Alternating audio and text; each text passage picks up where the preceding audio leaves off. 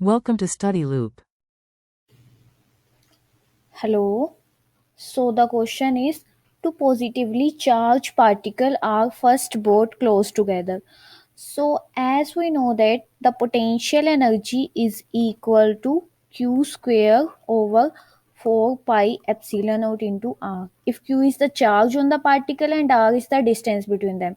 So as the distance between two particles decreases, the potential energy increases. Distance decreases, potential energy increases. After that, close together and then released. So if we release them, so that distance between them increases, but that distance increase will convert it into other form of energy. But it provides the velocity to the particle, so it is converted into conversion to the kinetic energy after release of the two particles. Okay, so once released, the repulsion between particles causes them to move away from each other. This is an example of potential energy being converted into what form of energy.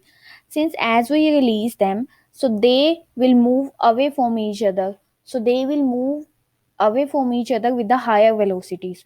So velocity increases, it means their kinetic energy increases. So this is a form of conversion of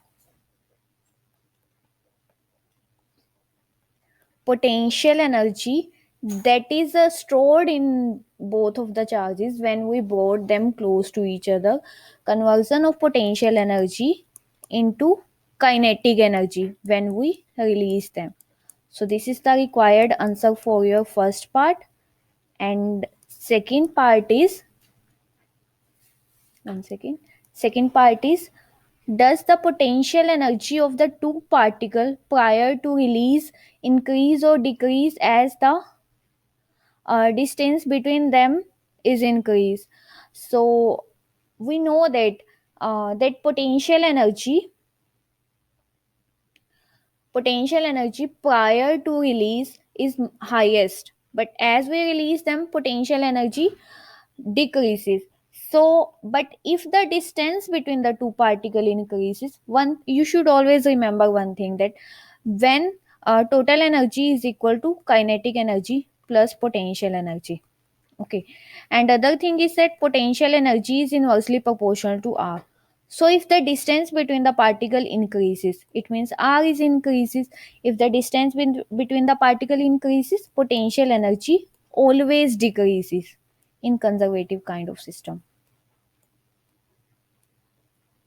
Okay, and but they said that initially prior to the release both particle are close to each other, because we bring them close to each other by applying some external force. Okay, so it means when we bring them close, the distance between them is less.